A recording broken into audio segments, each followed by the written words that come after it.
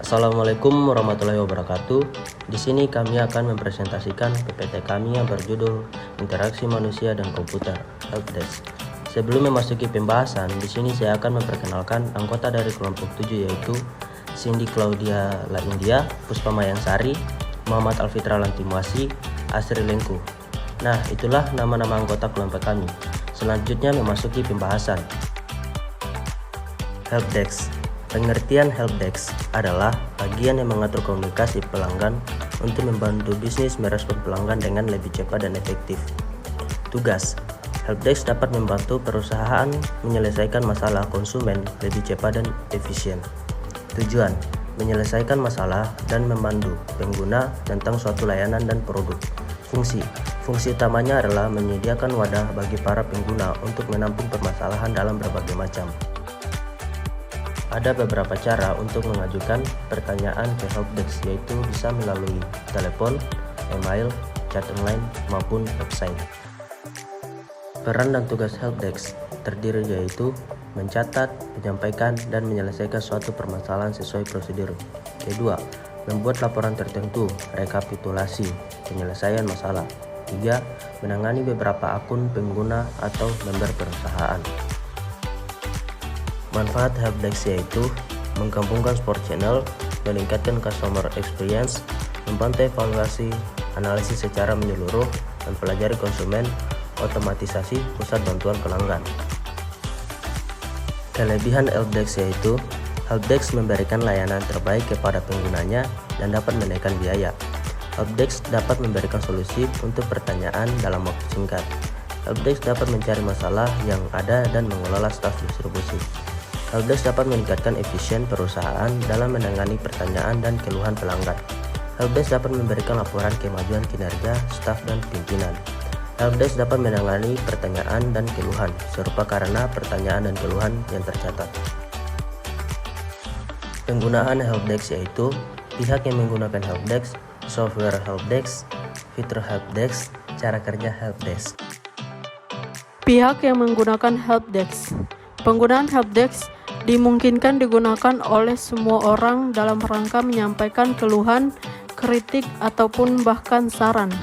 Tapi dalam hal organisasi berikut ini, ada dua jenis organisasi atau perusahaan yang digolongkan perlu menggunakan helpdesk, yaitu perusahaan yang melayani servis jaringan dan berbau IT atau Microsoft Corporation, dan perusahaan atau organisasi yang ingin memberi pelayanan terbaik bagi pelanggan seperti contohnya Google. Ada beberapa software helpdesk, yaitu aplikasi berbasis web, Tivoli Service Desk, Open Ticket Support, plugin helpdesk pada CMS seperti Zendesk, Spiceworks, dan Freshdesk. Ada beberapa fitur yang digunakan oleh helpdesk, yaitu fitur otomatis, fitur customize, sistem omnichannel, laporan analitik, dan layanan mandiri. Fitur otomatis.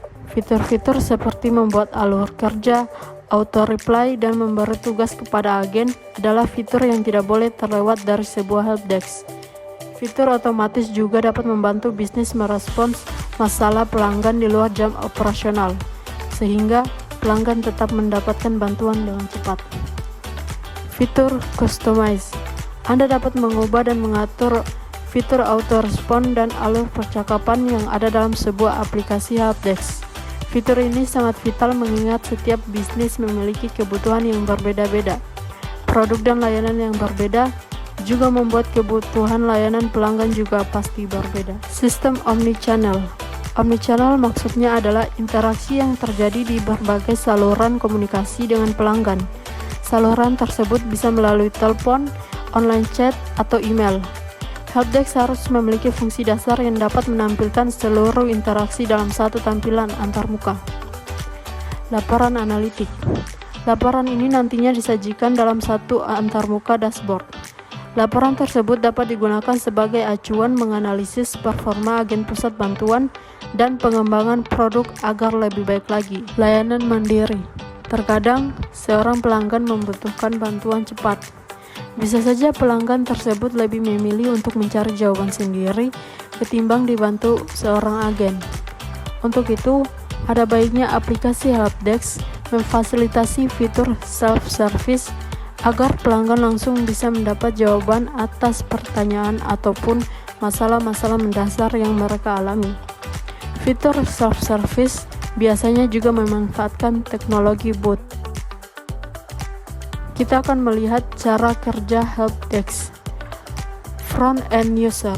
Seorang pelanggan atau pengguna merasa bingung akan produk, jasa, ataupun program yang ditawarkan suatu perusahaan. Mungkin ia juga mengalami masalah dengan program atau sistem yang digunakan. Lantas, ia ingin bertanya kepada perusahaan tersebut dengan mengirim trouble ticket kepada helpdesk. Keluhan pengguna tadi kemudian direspon oleh helpdesk dengan memberikan informasi untuk menyelesaikan masalah tersebut. Bila masalahnya cukup serius dan helpdesk belum bisa memberi solusi, maka selanjutnya akan meneruskan trouble ticket ke yang lebih ahli di bidangnya, yaitu spesialis back-end spesialis. Pada tahap ini, berbagai masalah yang cukup rumit dan kompleks mungkin akan bisa diselesaikan oleh back-end. Karena diatasi oleh pakarnya, maka beberapa masalah yang rumit bisa diatasi dengan lebih efisien, efektif, dan benar. Pemecahan masalah ini tentu melahirkan solusi yang selanjutnya akan disampaikan kembali kepada sang penanya. Demikianlah presentasi interaksi manusia dan komputer helpdesk. Apabila di dalam PPT ini terdapat kata-kata yang salah ataupun kurang tepat, kritik dan saran dari pembaca yang bersifat membangun sangat kami harapkan dalam kesempurnaan PPT ini. Semoga teman-teman mendapatkan ilmu baru dari presentasi ini.